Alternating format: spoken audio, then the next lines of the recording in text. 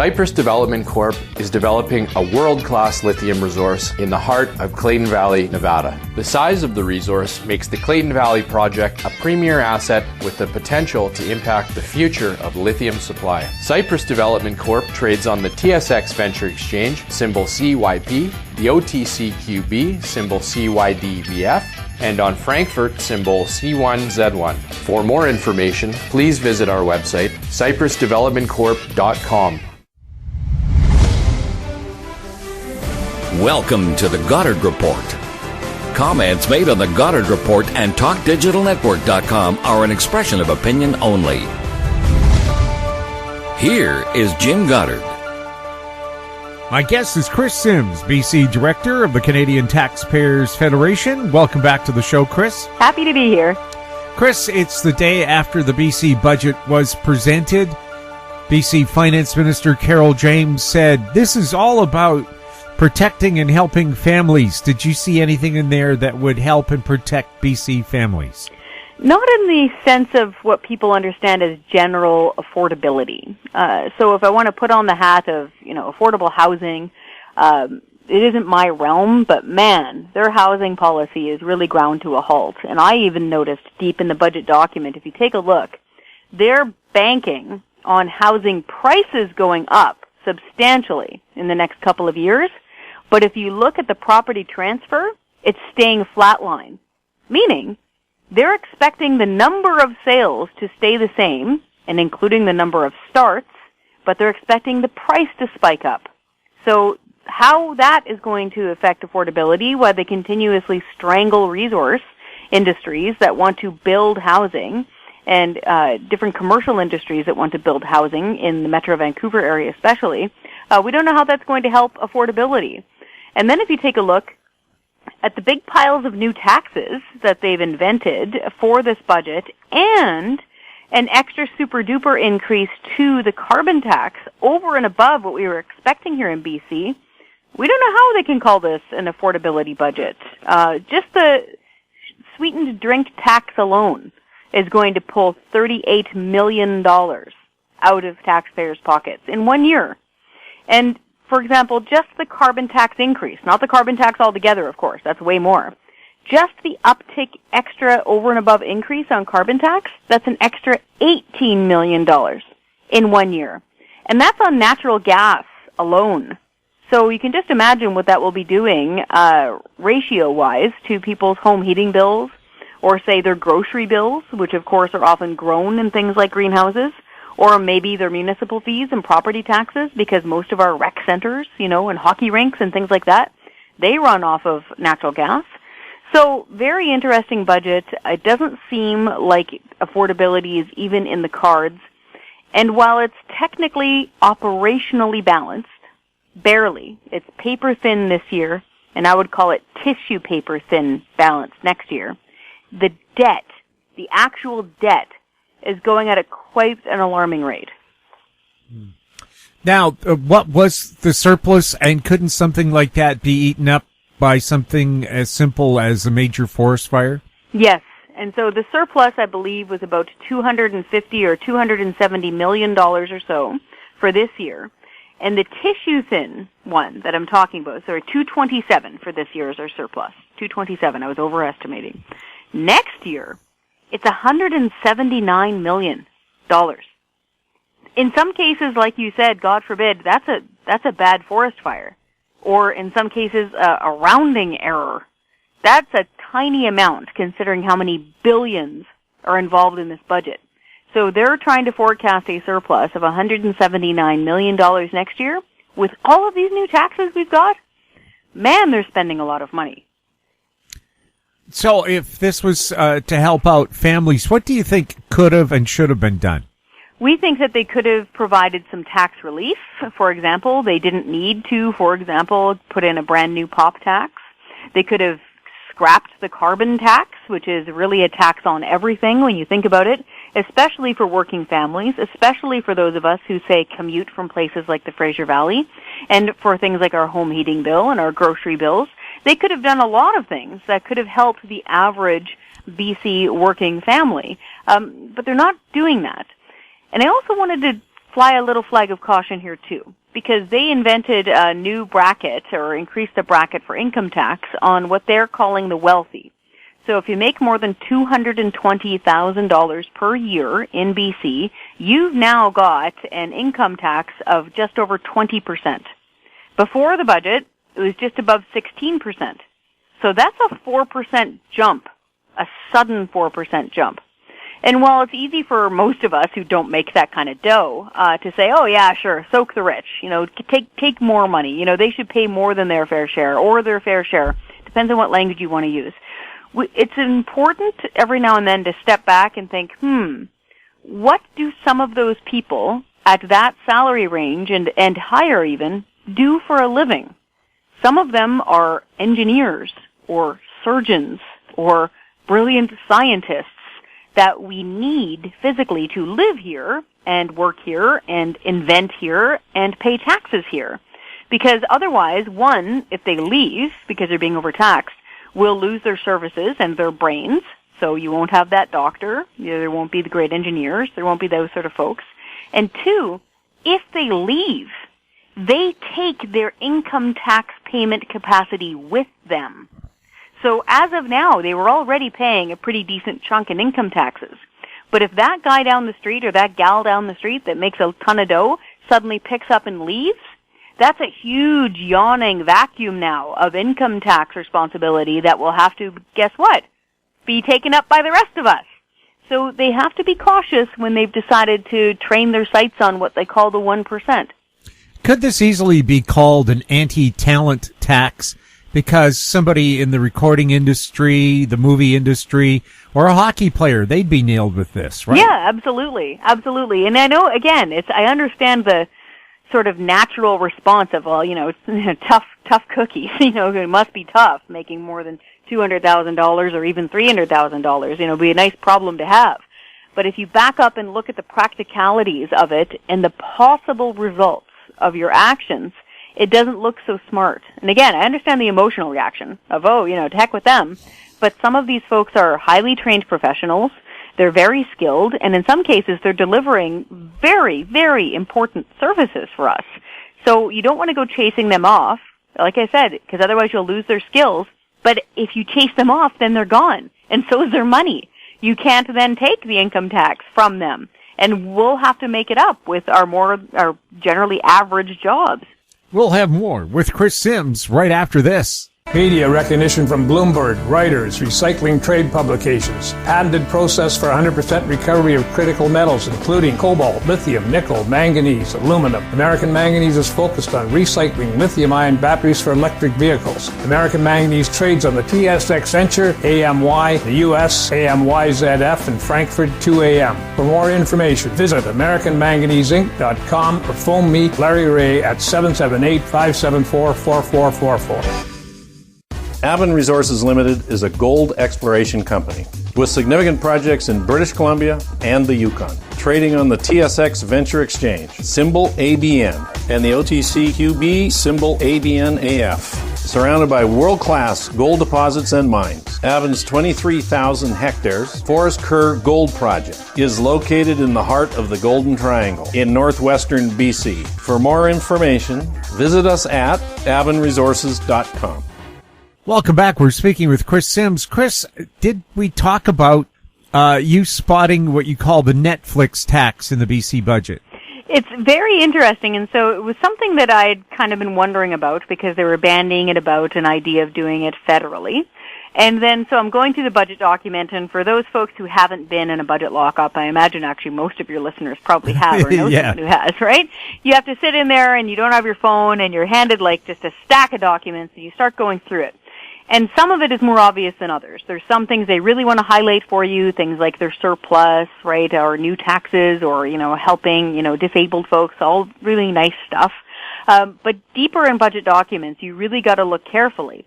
In under tax measures, on page 64 of the paper document, halfway down, all you get is this one headline that says registration requirements expanded.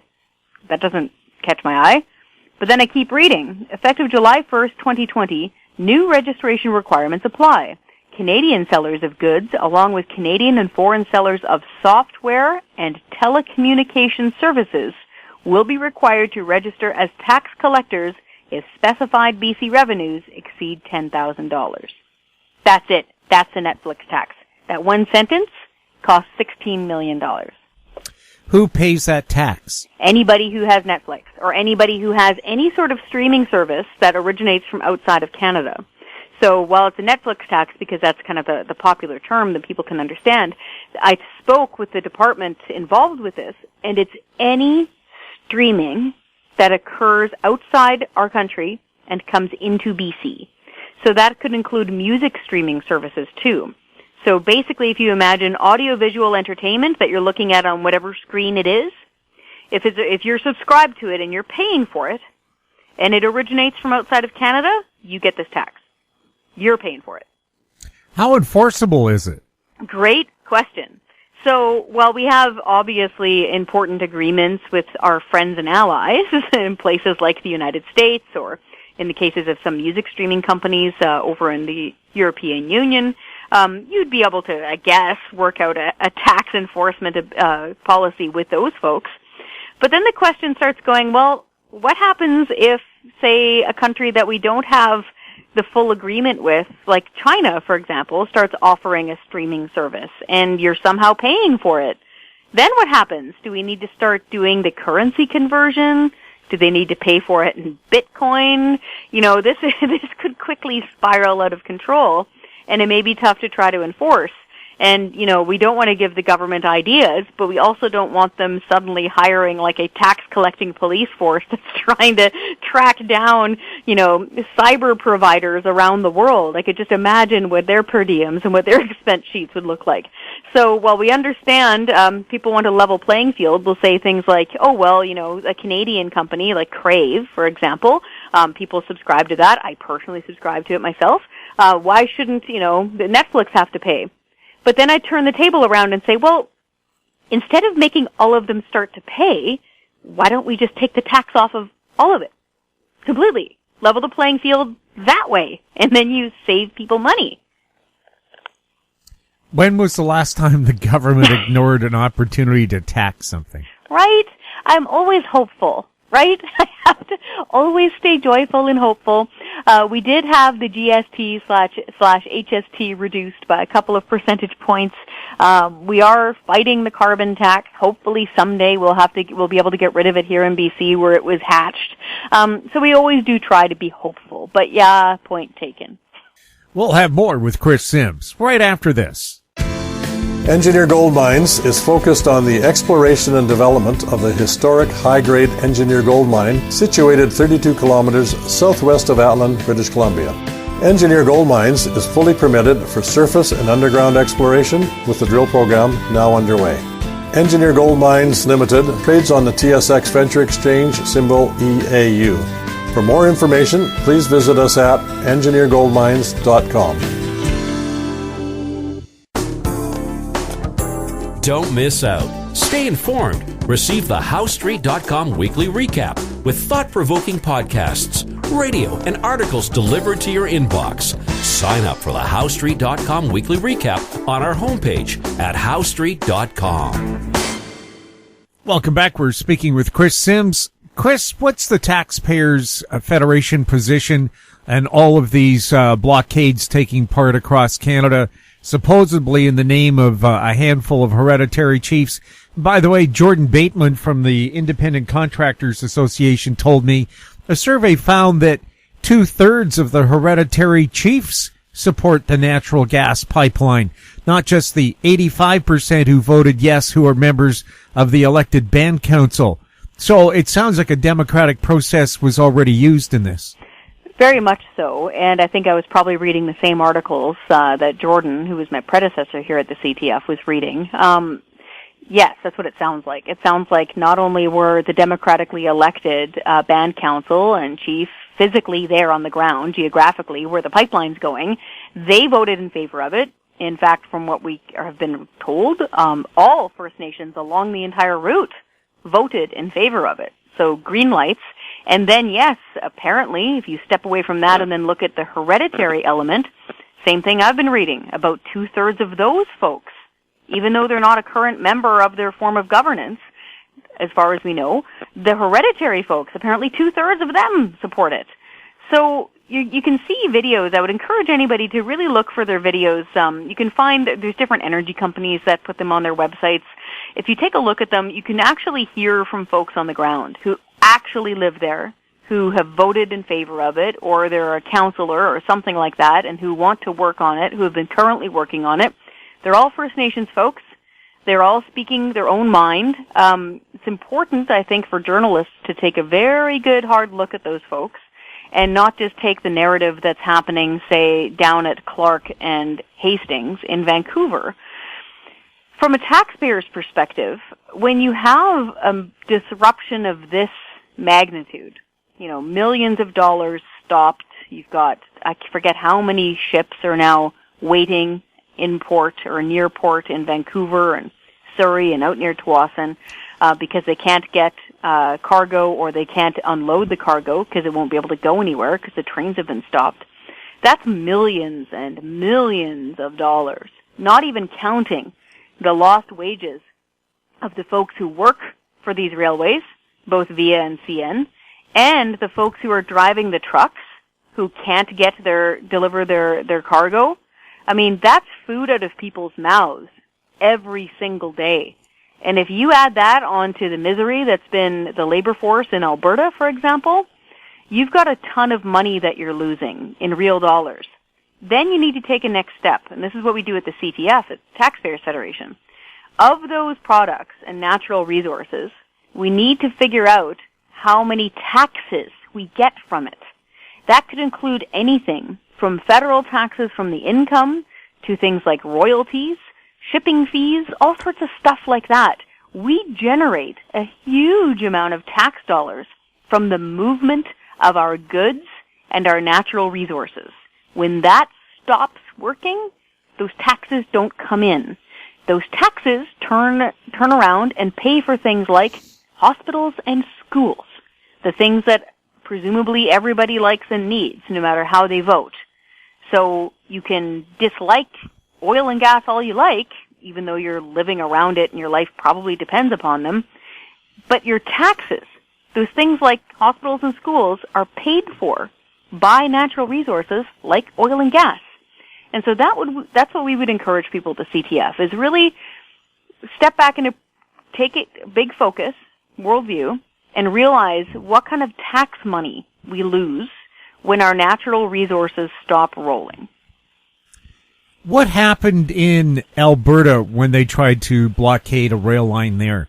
Just before I got on the phone with you, it was all over the news online, and I'm not there, so I can't comment directly. But what I was seeing on the news was it appeared to be local residents driving up in a pickup truck. It looked like there was a few of them, and removing physical objects that were on railway tracks. I'm not sure if it was VIA or CN or what it was, but they were getting up. You could see guys in their jack shirts and their winter coats and stuff, and they were picking up plywood, which had been spray painted, things like that, and they were moving it off the tracks.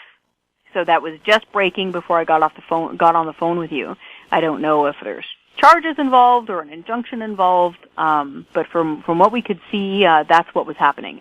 Basically, citizens taking action and removing things. And I think that's what they're talking about in Ottawa, is that they're worried that if that sort of stuff starts happening more and more, that you start losing control of the situation. And so I think that's why people are so urgently trying to get the federal government to somehow get more control over the situation so that we all keep cool heads. Well, on Vancouver Island, somebody removed a road blockade, and they were the one arrested for opening up the road. That was interesting. That was right on Highway 19, the Inland Island Highway. In fact, I grew up quite close to there, just near the Comox Valley. And, yeah, that's what we saw there. Now, I'd be curious to follow up on that. Be curious to follow up to see if the folks that were involved with that have been charged with anything, or if the charges have now been stayed or dropped. Because sometimes you can have a situation where police officers or security forces, because we have railway police too, so a lot of folks don't know that, can make an arrest, but sometimes a judge will just decide to dismiss the charges. So be curious to follow up on that. Or maybe for their own safety, they were removed from the scene. Exactly, right? And see, we have to keep in mind that from what I've read, and completely taking my CTF hat off here and just putting my old journalism hat back on, I've covered court a lot, I've covered protests a lot, some of them that get really heated really fast. And when that happens, the unpredictable can happen. I've been to protests where police vehicles have been set ablaze. I've been to protests where people have been quite injured on both sides. And so if you start trying to get heavier and more deliberate, sometimes you lose control over the situation. And from what we can see, it looks like security forces, police officers, etc., are trying to talk out of this, right? De-escalate. De-escalate is always kind of the term everybody likes to use now. So interesting to see this happen. What we want to see from a CTF perspective is as peacefully and safely and quickly as possible to get our natural resources rolling, because again, our economy and things like the budget that I was just talking about, they fundamentally rely on taxes coming from natural resources and a healthy economy. Kris, anything else you wanted to throw into today's show? Very quickly, I did want to highlight one piece of good news. It's nice to end on a piece of good news, I think. Your listeners will remember the Speaker report, a couple of bombshell reports that the Speaker of the BC Legislature delivered a little over a year ago now. And that's where outrageous wastes of taxpayers' dollars was uncovered. And most famously, the $3,200 wood splitter and the $10,000 trailer that it was hauled around in. And on top of that, everything you can imagine. Whale watching trips that were billed as tsunami awareness exercises, Seattle Mariners baseball games that were billed as emergency preparedness exercises, a couple of trips over to the UK, including spending sprees through their gift shops, and then buying new luggage at the Heathrow Airport on their way home, presumably to stuff all their gifts in. A trip to Hong Kong where there was a receipt for more luggage, and somebody had written in ballpoint pen on the receipt, luggage, but in fact it was a very fancy man's wristwatch. So just outrageous, scandalous spending, thousands of dollars, video cameras, Apple TVs, magazine subscriptions you've literally never heard of, like cycling in Arizona. Why are we paying for that? Why is it going, to the BC Legislature? So we, raised all heck and said this all needs to be under freedom of information. All of this needs to be posted on the internet. We need more scrutiny and transparency. So now the good news. For the first time ever, and this started just at the beginning of this new year, so just in January, the officers of the legislature, and that would be the office of the clerk, the office of the sergeant-at-arms, and the office of the speaker, are posting their travel expenses and receipts online. You can go to the BC Legislature website, click on Accountability, and you can see for the first time ever those expenses. Because you paid for them as a taxpayer. You should be able to see every single nickel that goes through that building. So we wanted to say in praise, progress when we see it. We've finally seen some expenses now being posted, and as we get closer and closer to further transparency, we want to see freedom of information accountability legislation. So that means if I get a call or you get a call from a whistleblower in the ledge saying, I've seen some spending that I think looks strange, you should look into it, then you or I could file a freedom of information request and find out what's going on. As of today, that still can't happen. So there's still lots of work to be done, but they're now posting their travel expenses. A step in the right direction. It is a good step in the right direction. And in order to celebrate it in kind of a funny way and also to give them a bit of a kick in the pants, the CTF, we splurged. We spent $8 on a tarp, a big blue tarp, and some bungee cords. And while I was over there for the budget, I wrapped Woody the wood splitter, which is, again, about $3,000 of our money sitting there. He's still sitting in the back parking lot of the legislature, forgotten. I wrapped him up in a tarp because he was starting to rust, and I wanted to protect him from the snow and rain. Kris, thank you so much for looking after the chipper.